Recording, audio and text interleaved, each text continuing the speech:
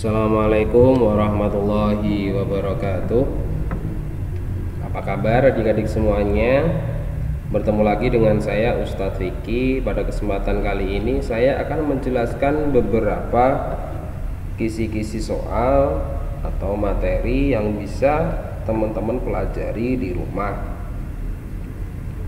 Jadi di sini nanti ada beberapa materi. Salah satunya ada materi classroom expression, ada greetings, ada partings, terus ada numbers. Bagaimana? Yang pertama ada classroom expression, yaitu ekspresi di dalam kelas. Maksudnya gimana? Maksudnya ketika dulu saya sudah menjelaskan mengenai ekspresi apa yang sering digunakan di dalam kelas. Misalnya silakan duduk, silakan berdiri, buka bukunya, tutup bukunya, silakan maju ke depan, dan lain sebagainya. Nah, yang penting apa di sini adalah anak dapat mengetahui ekspresi sederhana yang sering digunakan di dalam kelas. Contoh, number 1. Apa artinya open your book?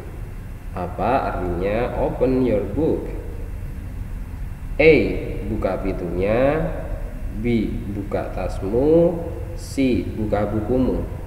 Nah, jawaban yang paling benar adalah C, yaitu buka bukumu. Nah, nanti besok ketika mengerjakan ulangan tengah semester di soal juga ada beberapa soal yang seperti ini, bisa disuruh mengartikan ke dalam bahasa Inggris maupun ke dalam bahasa Indonesia. Nah, untuk materi selanjutnya adalah greeting atau salam sapaan. Nah, untuk greeting sendiri yang perlu diperhatikan adalah anak dapat mengetahui macam-macam salam dalam bahasa Inggris. Jadi cukup mengetahui macam-macamnya saja. Yang kedua, anak dapat menjawab salam dalam bahasa Inggris. Maka kalau ketika anak sudah mengetahui macam-macam salam, lalu bisa menjawab salam dengan menggunakan bahasa Inggris, maka insya Allah nanti bisa menjawab soal-soalnya. Nah, disajikan kalimat sederhana tentang salam sapaan, peserta didik dapat menentukan salam sapaan yang sesuai berdasarkan konteks. Jadi ketika ada soal salamnya itu selamat pagi, maka jawabnya selamat pagi. Tidak mungkin ketika ada orang bilang selamat pagi, kita jawabnya selamat malam. Maka itu tidak sesuai konteks. Selanjutnya disajikan sebuah dialog sederhana. Peserta didik dapat melengkapi dialog dengan kalimat tanya yang berfungsi menanyakan kabar. Nah, misal Ahmad, hai, bagaimana kabarmu? Maka Fatimah menjawab, saya baik-baik saja. Nah, maka itu salah satu contoh, ya. Sebuah dialog sederhana dapat melengkapi dialog dengan kalimat tanya yang berfungsi menanyakan kabar. Contoh soal nomor 1, number 1. Eka, good night. Niko menjawab, bagaimana di sini? Nah, maka kita lihat jawabannya. A. Good evening. B. Good night. C. Good morning. Jawaban yang benar adalah apa?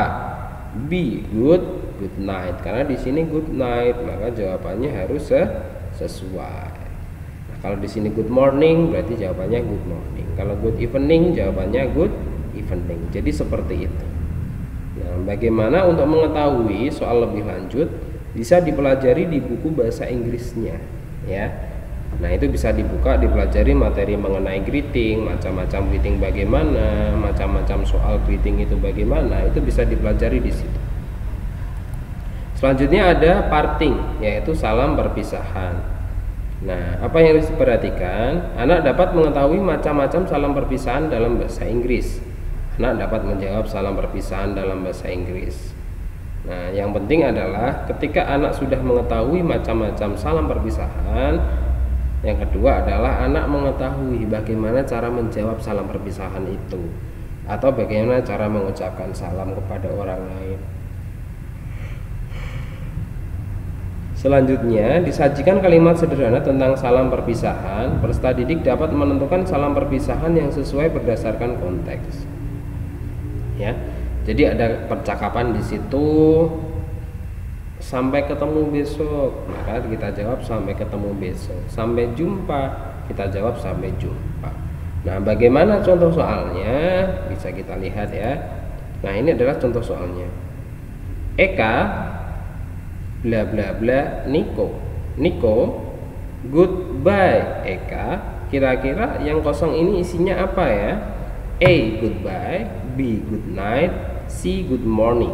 Nah, jawaban yang benar adalah A, goodbye. Karena di sini jawabannya Niko adalah goodbye. Maka Eka mengucapkan salam perpisahannya itu juga goodbye. Begitupun soal yang lainnya itu sama.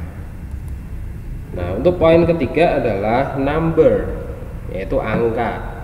Nah, di sini teman-teman semuanya cukup mengetahui bahasa Inggrisnya angka 1 sampai 10.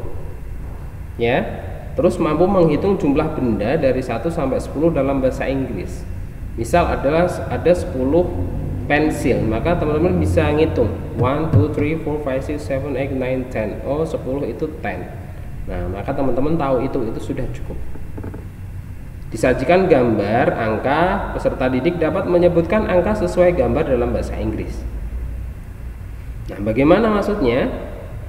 Nah, jadi ada sebuah gambar di situ, peserta didik menyebutkan angka sesuai gambar. Jadi kalau di situ ada gambar 3 pensil, maka ketika di pertanyaannya I have bla bla bla pencils, di situ ada 3 pensil, maka jawabannya 3. Apa bahasa Inggrisnya 3? 3. Nah, maka jawabannya 3. Kita langsung saja lihat contoh soalnya. I have bla bla bla pencil. Di sini ada angka 1. Kita lihat jawabannya kira-kira yang mana? A 2, B 4, C 1. Jawaban yang benar adalah C, yaitu 1. Kenapa 1? Karena di sini angkanya 1. Misal di sini ada pensil 1, maka jawabannya 1. Kalau di sini ada pensil 2, maka jawabannya A, yaitu 2.